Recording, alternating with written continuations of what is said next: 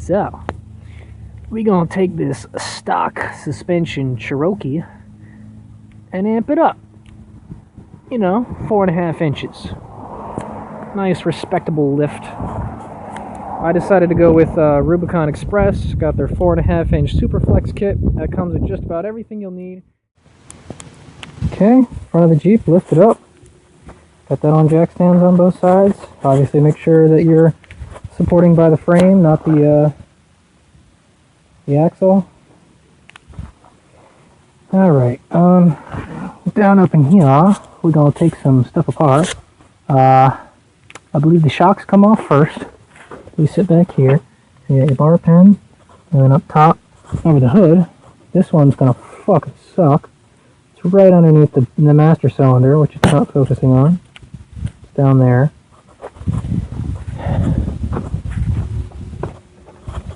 And on this side, you know, pretty easy to get to. Chilling right there, you follow it up. And there's that bolt, so that'll be easy to do. After that, you start taking off things like the track bar end links, and I think the control arms. So, let's work on the shock. Okay, first shock's out. I like to put my bolts back in place after taking them out. It's a 13mm bolt and a 13mm nut. So, take the nuts out, take the bolts out. For this guy up here, I think it was a 9/16 bolt. You got yourself a bolt and a little metal cup and a rubber bushing. Now on the other side, it's a bit more of a pain in the ass because the shock is mounted right underneath the master cylinder. So I just unbolted my washer fluid reservoir. So you got 1, 2, and 3 bolts. They're really tiny. It's a metric, but I got them out with a 5/16. So just unbolt that, move it out of the way, and you should be able to get under there with a wrench or a small ratchet socket thing. So then you can take that out. Something interesting, the shocks are actually holding the axle up a little bit. So make sure that you got the axle supported, because when I unbolted those, the axle actually dropped about 1/2 inch. Thought that was interesting. So we're at full travel right now. Well, beyond it. Alright. Don't even worry about the end links. They just both snapped right off. I guess they're under so much pressure and whatever, you just try to remove them and they break. No biggie. I think at this point you really want the axle supported, because otherwise it will drop a little lower. But yeah, both these bitches just snapped right off. Whatever. Alright, after you snap both the sway bar end links, because they're really just kind of shot, the next thing you want to do is remove your track bar. I'm just going to remove it from the bottom right now. This guy, the new track bar that I installed a couple weeks ago, is going to come out and replace for the new one. So you go bolt here and a nut on a tab here. So you just twist the bolt and then it'll come off. Over on the other side, you get yourself a castle nut and a cotter pin and all that. Pretty simple. It's a 3/4 inch bolt, so that way you can pull that out. If your mount isn't wobbled out, which most are, you'll need to use a pickle fork or a ball joint remover to get that track bar out of there. So let's remove that, and then after that, you remove the spring clips right here that hold the springs in place. And then you should be able to lower the axle a little bit and get the springs out of there. So that'll be cool.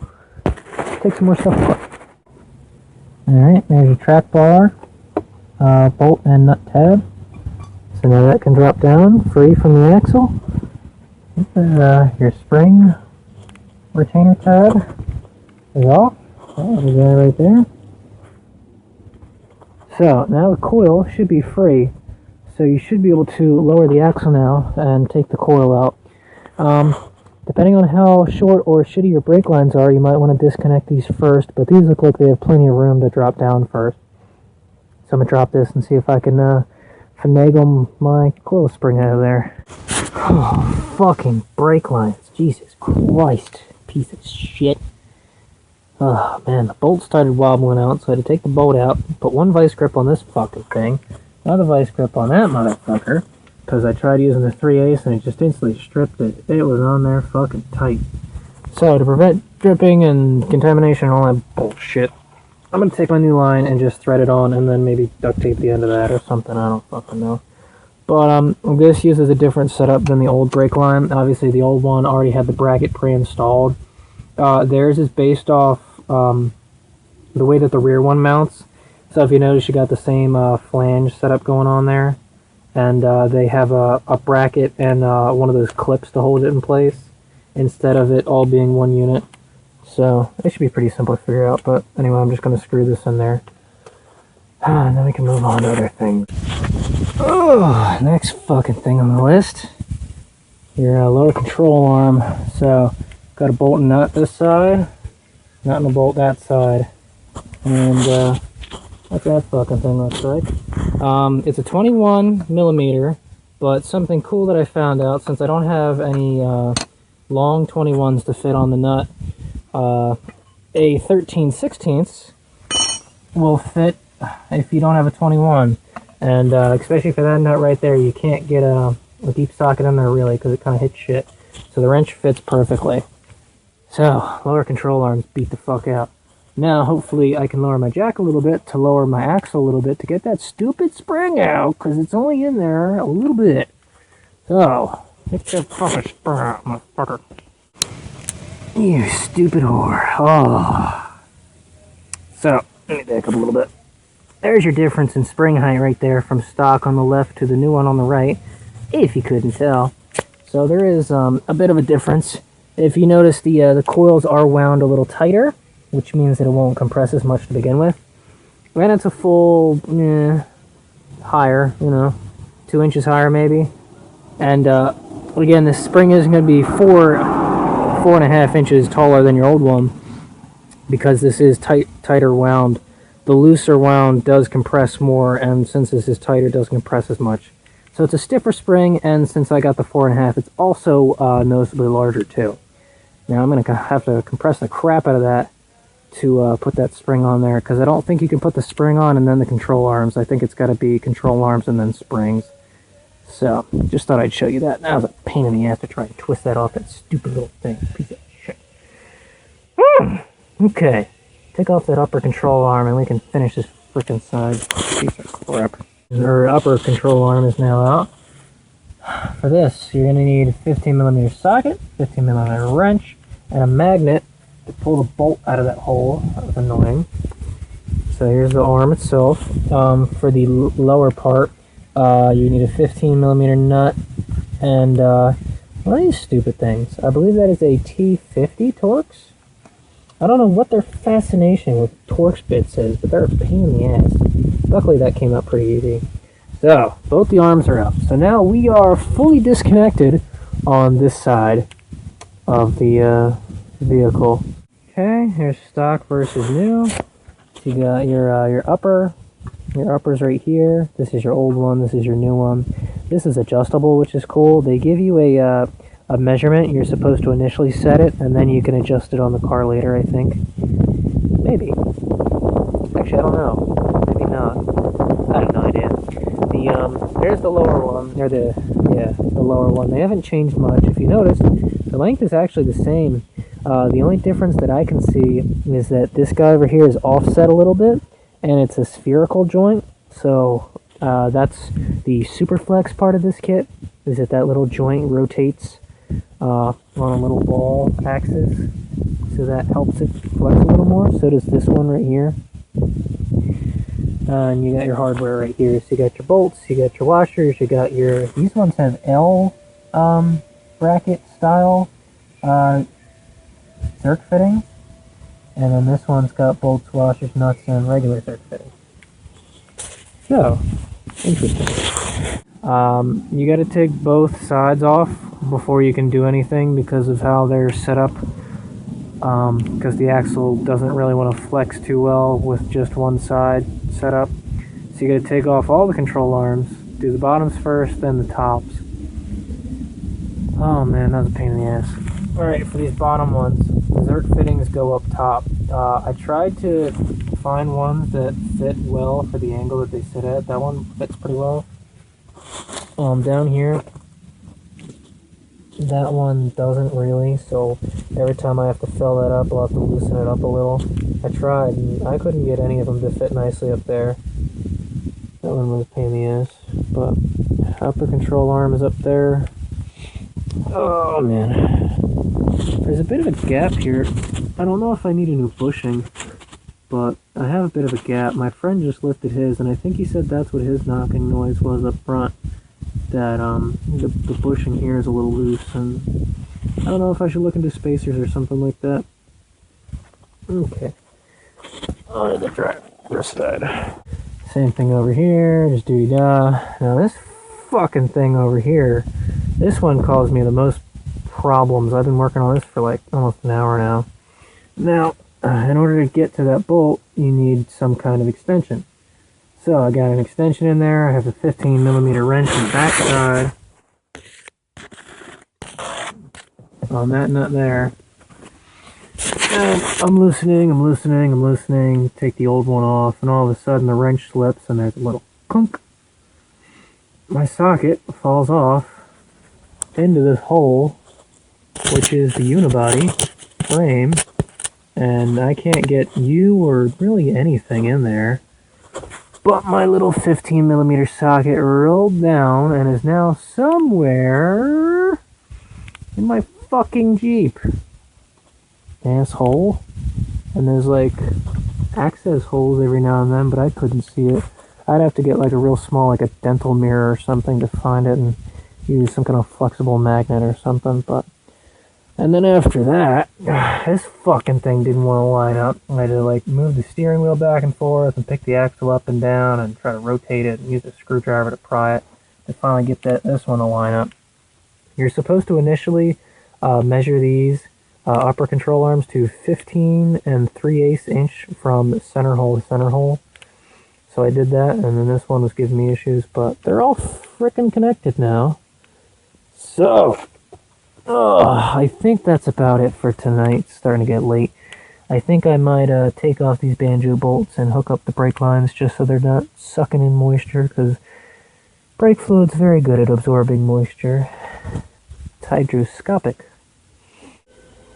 Okay. There's your new setup right there with your clip and your bracket showing in there. And then you just run your hose and into here. Now make sure that when you install this that the brake line sits straight up. You don't want it to rest against this.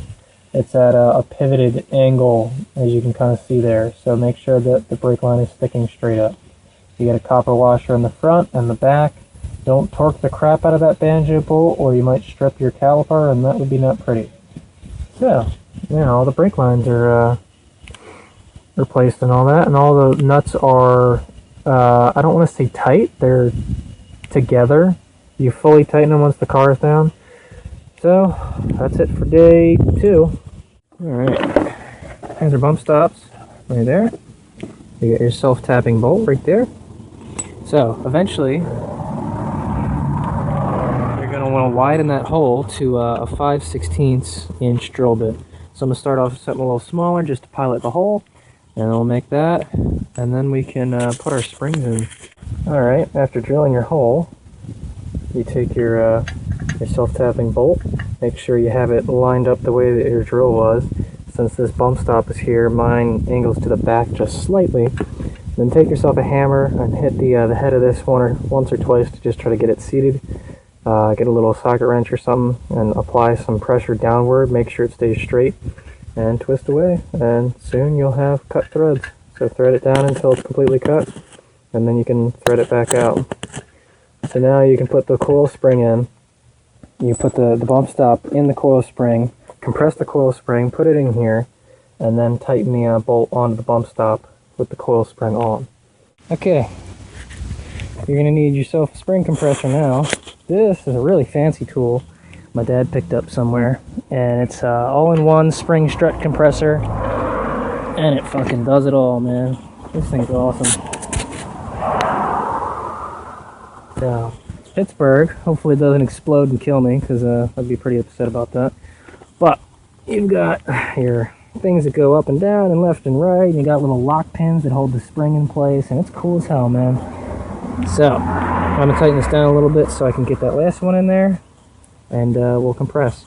Now, the smaller wound end goes towards the top, and the wider one goes towards the bottom. Since you know the bottom is wide. and the top is thin. Make sure that your puck is, you're going to have to put it inside the bottom of the spring when you put it in there.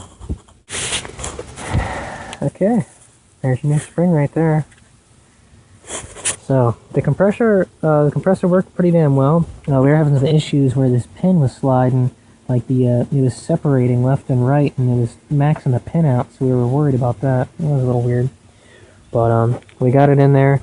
Again, like I said, you want to go from the front and hop over this thing to get in back here. It's a lot easier with two people, so that you can have somebody put the puck in there, make sure that the hole is facing up, so that you can get the spring and everything in there. And the last part, you make sure that when you put your compressor on, you angle it so that the tip is sitting towards this little holder right here. Now, I couldn't tighten that down all the way. The spring doesn't want to fully seat for some reason. I figure once the car is back on the ground on its wheels, maybe that'll settle a little bit and I can tighten that up. But this side is good now. There you go. Shocks, brake lines, all that good crap. Same on this side. I had to drill a new hole for that because it just wasn't fitting, so there's that. There you go. Now for this guy, in order to put them in there, you got metal plate and a rubber washer. Same on the other side. Rubber and metal plate and nut. So there you have it. All we gotta do is the sway bar end links and drill that hole for the track bar. That'll be next day. Okay, day 4. Quick disconnects. Alright, these are complicated and have tons of fucking parts. It's a little insane. This is what it's going to look like when it's finished. You got a small bolt down here, crush washer, regular washer, and your first pin. And you got your little quick disconnect pin, which bends and then you can pull out. You got your bar that comes up here with a lock nut. And then your fitting right here with the ball joint in there. You got your slide pin, you got the washer that comes on the slide pin, your bracket, and nut on that side. This has to be thread locked. This has to be thread locked. And then the final piece that connects to your actual sway bar, you got a nut, regular washer, the long bolt, I think, and then just a nut, a washer, and there's a spacer that goes in here for the XJs. I think the TJs are a little different, but that's what it's supposed to look like. And then you're going to drill a hole up here on your fender, right about there, I think, where these two squares overlap, kind of right about there. And the reason for that is obviously to benefit from the quick disconnect. Disconnect this guy, pop this fucking thing out. I think it has to be aligned a little better. Okay. You pop this out, swing it up, and then if you look, that's where it sits. So what that does is it keeps the track bar out of the way from the suspension and the body and everything like that, so you can bounce around and flex around all you want. Can't really go up too much higher, but and then when you're ready to get back on the road and go back to having control, you pop that fucking thing back on there and clip it. There you go. You've been quick disconnect, son. 11/16, 3/4, quarter-inch hex, and then just one of those guys. There's the diagram they give you. It's fucking complicated. Alright, so that's my final size right there. I ended up using a 15/32. They say in the manual to use a 1/2 inch, but the bolt is a little smaller than that. I don't want to make the hole bigger than it needs to be. And I'll show you where that comes out on the other side. Always make sure that you check to see there's nothing there. If you got a wiring harness or something that's sitting there, you don't want to drill through it. That would suck. So just be aware that's where that hole comes out at. Okay, so now you put the hole in through the other side, put some thread locker on there, and attach this little thing with the washer on the inside. There you have it. That's your finished product right there. Just slides on there, and then that should keep out of the way the springs and every other thing that could move out of the way. So, alright, I'm going to leave that one up there so that I know where to drill the other side. So, I got the steering stabilizer out. That's a 3/4 inch nut, and it only took a couple hits from a sledge to get it out. I didn't have to hit it really that hard. It came up pretty easy. Then you take out this bolt and nut. That's an 18mm, and then this will slide out, and you can pop your new one back in. That's easy enough. This is the new steering stabilizer. You got an 18mm bolt, nut on the back. For this side of the rubber eye, it comes with metal sleeves. You're going to put a metal sleeve in there that fits your bolt. It comes with 2 of them. They're probably the same, but I felt one of them was a little tighter. So you put that metal sleeve into the rubber eye bushing, and then put your bolt nut through. On this side, you got your nut there for your locking thing. You got tapered in with the 3/4 inch cowsill nut and all that good stuff there. And then on this side you got the thick washer, or the washer with the larger hole here, and then the washer with the smaller hole there, and the bolt that goes on that. Tighten them all down, and then that's all good to go. I also got a shit ton of stickers, so I'll probably put one of the Rubicon Express stickers right on the tube right there so it shows through. Rep my stuff, you know. As for the track bar, the bolt that they gave me was the correct bolt size, but the fittings that fit inside the Heim joint up there, the bolt doesn't fit through there. And I feel like drilling it would probably be a bad idea. So I'm going to go to the hardware store and get a 9/16 inch bolt that'll fit that. Because my hardware done fucked up. Because this is what size it should be. I drilled it out a little bit, but then I figured it probably wasn't a good idea, because if I don't drill it straight or something, that's not that big of a diameter. So if I drill through that the wrong way, I'll probably fuck this up pretty bad. So I'll just get a smaller bolt. You know, if the smaller bolt doesn't work for some reason, well, I can drill that out or find something else, but whatever. Alright, here's new hardware to get. Just went down to my local Ace and got myself a 9/16 bolt, because the 5/8 bolt was too big. And now if you look, these sleeves fit on perfectly. So that's all good, and I got a nut to go with it. So put that track bar on. Track bar. Fucking thing. Put a washer on there because the threads were getting pretty close, so hopefully that put it up high enough that the threads weren't going to run out. Definitely could have used the smaller bolt. That's probably a good inch more than I need. Maybe a little less, maybe 3/4 inch, 1/2 inch, but yeah, there you go. So, whatever. The after drilling the hole, it was still wobbled out at the bottom, because it is a tapered hole. So I can see why they wanted to drill at the 5/8. I couldn't, because they didn't give me the right fucking fitting for that, and I don't want to mess that up. So if this is still real bad, I'll have to look into something else. But track bar's on, and I centered the vehicle, and I'll show you how I did that. I sat there with both your doors closed. You go like this. Look at the two handles for the door. Go like this until they line up, which is about there, and then look at the tread on the tire. So you can kind of see it's just barely on that. And then you come over here, do the same thing. So come down here, line it up just right, and you can see it's just barely on the tread. And what you do is, if it's not lined up, have somebody on the steering wheel unlock it and just turn the steering wheel, and that'll actually push the body back and forth. And then when it's good, overturn it a little to let it rest back, and either have someone hold it or just put it on the lock. But make sure there's not a lot of pressure on that lock. You don't want to break it. So now we're all loose, and now you just need to do an alignment.